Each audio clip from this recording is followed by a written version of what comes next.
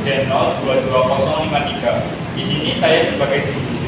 Perkenalkan, nama saya Monalisa Cimawadani, NIM J1D02209 sebagai siswa 1. Perkenalkan, saya Destia Milian Putri, NIM J1D02050 sebagai siswa 2. Perkenalkan, saya Naswari Sirur Hasani Soleh Hasanala, NIM J1D022078 sebagai siswa 3. Perkenalkan, nama saya Ida Asdal Bawadah, NIM J1D02064 sebagai siswa 4. Perkenalkan, nama saya Nofrisa Arkan Raid, NIM J1D02207 sebagai editor. Assalamualaikum warahmatullahi wabarakatuh. Bye-bye.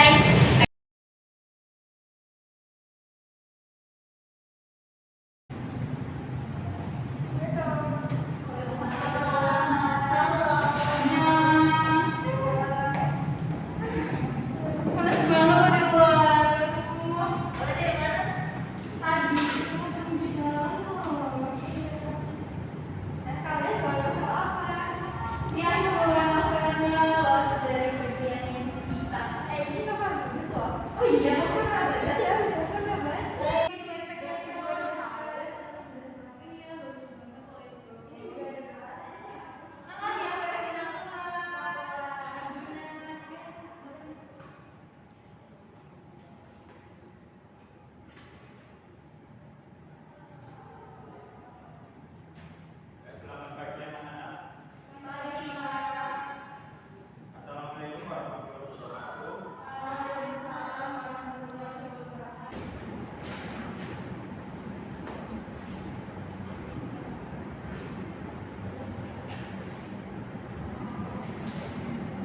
Ya, sebelum memulai pelajaran hari ini, saya akan mengabsen satu persatu. Yang pertama, Desti Amalia.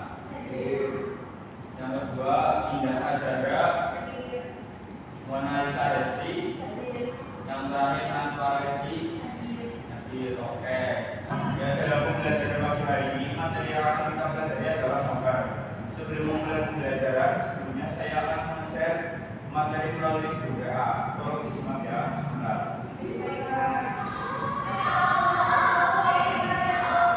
Apakah sudah bisa masuk? Tolong dipahami dan dibaca dulu sebentar ya, teman-teman.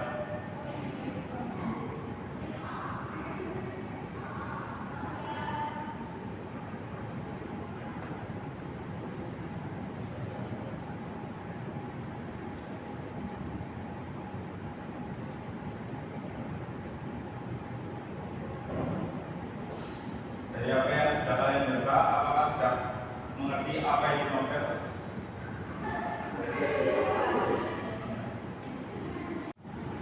Jadi, novel berasal dari bahasa Italia, yaitu novella, yang artinya baru, cerita pendek mengenai sesuatu yang baru.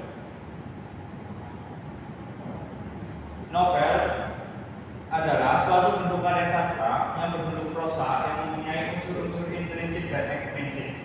Atau definisi novel adalah suatu bentuk dari sebuah karya sastra. Novel merupakan kisah atau cerita fiksi dalam bentuk tulisan atau kata-kata yang memiliki unsur intrinsik dan unsur ekstrinsik. Sebuah novel biasanya mengisahkan atau menceritakan tentang kehidupan manusia dalam berinteraksi dengan lingkungan dan juga sesamanya. Di dalam sebuah novel, biasanya pengarang berusaha semaksimal mungkin untuk mengarahkan pembaca kepada berbagai macam gambaran realita kehidupan melalui cerita yang terkandung di dalam novel. Ya, sampai di sini apakah ada yang bisa menyebutkan pengertian novel? Saya Pak. Ya.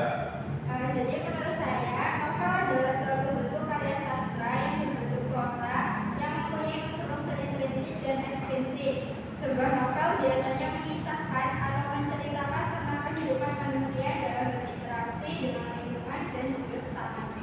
Ya, betul sekali Hesti. Terima kasih karena sudah menyimak penjelasan saya dengan baik. Oke, untuk selanjutnya, unsur intrinsik dan unsur ekstrinsik novel. Yang pertama, unsur intrinsik. Ya, yang selanjutnya adalah struktur novel. Struktur novel ini hampir sama dengan struktur cerpen, yaitu pertama ada abstrak. Abstrak adalah inti ringkasan dari novel yang menjadi gambaran awal sebuah cerita. Yang selanjutnya orientasi, yaitu bagian penjelas berkaitan dengan waktu, tempat, dan suasana. Yang ketiga adalah komplikasi. Komplikasi ini berisi urutan kejadian yang dihubungkan dengan sebab dan akibat. Yang keempat yaitu evaluasi, di mana konflik yang terjadi pada tahap komplikasi terarah menuju suatu titik tertentu. Yang selanjutnya adalah resolusi. Resolusi merupakan bagian yang memunculkan solusi atas konflik yang terjadi. Dan yang terakhir adalah koda, bagian akhir cerita atau penutup dari novel. Ya, sampai di sini ada yang ingin ditanyakan? Ya, silakan. Bagaimana cara menentukan sudut pandang dari suatu novel tersebut ya Pak? Ya, baik teman-teman.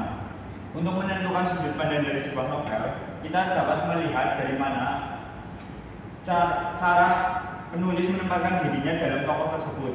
Misalnya, saat penulis menjadikan tokoh pertama dengan nama aku, berarti penulis menggunakan sudut pandang orang pertama. Namun, jika penulis menggunakan nama tokoh dia atau sebagainya, berarti itu menggunakan sudut pandang orang ketiga, di mana penulis mengetahui segalanya.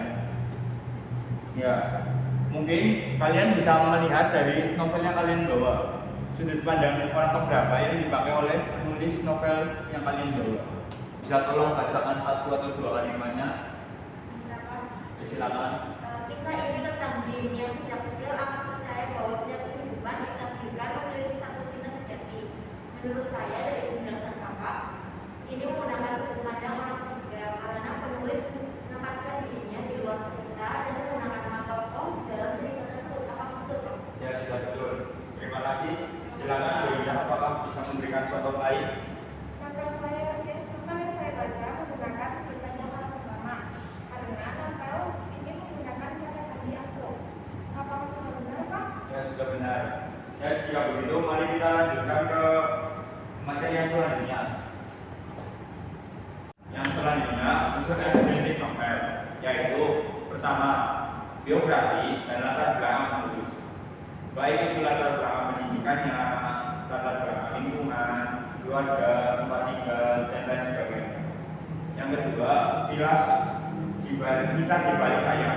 Biasanya didasari oleh pengalaman, kesan, atau harapan dan juga cita-cita sang penulis novel. Dan yang terakhir adalah nilai yang ada dalam masyarakat. Nilai yaitu nilai-nilai yang sering diangkat oleh penulis dalam ceritanya. Biasanya nilai-nilai tersebut merupakan nilai-nilai yang ada di sekitar lingkungan kehidupannya, baik itu dalam bermasyarakat maupun kehidupan pribadinya. Apakah kalian sudah memahami tentang struktur novel? Sudah. Ya, jika begitu saya lanjutkan lagi ke materi yang selanjutnya, yaitu jenis-jenis teks novel. Yang pertama, novel berdasarkan genre. Ada novel romantis, misteri, komedi, dan horor. Lalu ada juga novel inspiratif. Yang pertama, novel romantis. Novel romantis adalah novel yang menceritakan kisah-kisah tentang percintaan. Selanjutnya, novel misteri, yaitu novel yang menceritakan kisah-kisah misteri dan membuat pembaca menjadi penasaran karena ceritanya penuh dengan teka-teki. Selanjutnya, novel komedi. Novel komedi adalah novel yang memuat unsur humor, guyonan sehingga pembaca menjadi terhibur. Yang keempat, novel horor, yaitu novel yang mempunyai efek menegangkan bagi pembaca. Cerita yang diangkat biasanya merupakan kisah-kisah seram, hal-hal gaib, atau mistis. Dan yang terakhir adalah novel inspiratif, yaitu dalam novel inspiratif ini memuat kisah-kisah inspiratif. Novel jenis ini ditujukan untuk memberikan kesan moral dan membangkitkan motivasi para pembaca. Dan yang kedua adalah novel berdasarkan isi dan tokohnya. Yang pertama ada novel teen lit, yaitu novel yang dibuat untuk remaja. Yang kedua click lit, yaitu novel yang menceritakan mengenai wanita muda dan segala permasalahan yang dihadapinya.